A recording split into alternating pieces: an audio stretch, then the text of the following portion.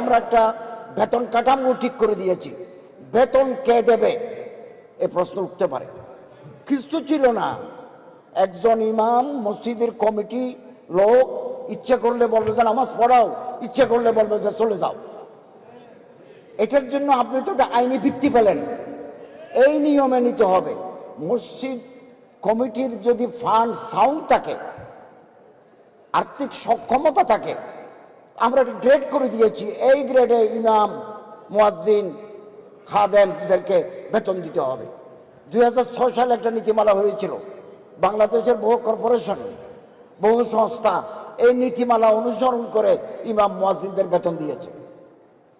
কোনো কাঠামো না থাকলে তো আপনি দাঁড়াতেই পারবেন না।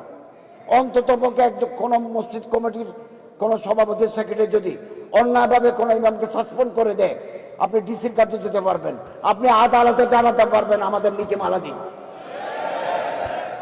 আমি নিজেও ইমাম, আপনারা জানেন আমি 24 সালের 8ই আগস্ট যখন শপথ নিই, সেদিন শুক্রবার, ওই দিন জুমা পড়ায় নাই। আমি 16 বছর চট্টগ্রামের হালিশহরে ব্লক জামে মসজিদের খতিবগিরি করেছি। আমার বাবা খতিব, আমার বাবা ইমাম, দাদা ইমাম, নানা ইমাম, 14 গোষ্ঠী ইমাম। আমি আপনাদের অংশীজন, আপনাদের সাথী, আমাকে বুঝাতে হবে না আপনাদের দুঃখ এবং বেদনা। আমরা আগামী সপ্তাহে মডেল মসজিদ নীতিমালা ঘোষণা করব এবং কিছু বেতন আমরা বাড়িয়ে দিচ্ছি। এক লাফে এক ধাপে করা যায় না, ধাপে ধাপে অগ্রসর হতে হয়, এটা করে দেব।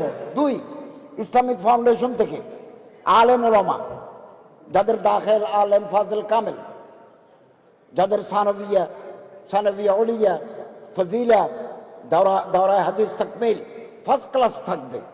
আমরা ইসলামিক ফাউন্ডেশন থেকে কোটি টাকা স্কলারশিপ দিই ওনাদেরকে। বিদেশে আল আজহার ইউনিভার্সিটি, মদিনা ইউনিভার্সিটি, তুরস্কের ইস্তাম্বুল ইউনিভার্সিটিতে পিএইচডি করার জন্য পাঠাবো। আগামী দিন আপনারা সেই সুযোগও পাবেন। আমি আপনাদেরকে আরো বলি,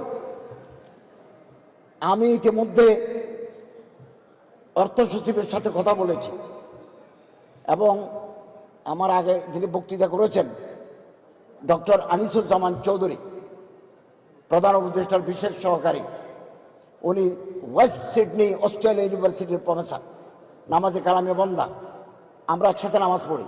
উনি আমারে বললেন চলেন না আমরা ইমামদের জন্য কিছু করি। আমি বললাম না, আমি তো সেটা চাই, আপনারা জেনে খুশি হবেন। আমি ডিক্লেয়ার করছি না, আমি চেষ্টা করছি, কেবল আপনাদের দোয়া চাই। আমি যাওয়ার আগেই এটা যদি করে দিতে পারি, এটা আল্লাহ তাআলার বিরাট এনায়েত। আমরা আমার মন্ত্রণালয় থেকে 28 তারিখ সকালবেলা 100 কোটি টাকার ইমামদের জন্য প্রজেক্ট অর্থ মন্ত্রণালয়ে পাঠাবো এবং আমার সচিব মহোদয় জনাব কামাল উদ্দিন সাহেবের সাথে অর্থ সচিব জনাব খায়রুজ্জামান সাহেবের সম্পর্ক ঘনিষ্ঠ, ওনারা এক বেজের মানুষ। আর আনিসুজ্জামান সাহেব ইতিমধ্যে অর্থ উপদেষ্টার সাথে কথা বলেছেন যে আপনি আমাদেরকে 100 কোটি টাকা দেন। প্রাথমিকভাবে আমরা হাজার হানিক মসজিদের ইমামকে এর আওতায় আনবো। একবার ঢুকে দিতে পারলে পরের বছর বাড়তে বাড়তে এক সময় 100 ভাগ মসজিদ সরকারের আওতায় আসবে।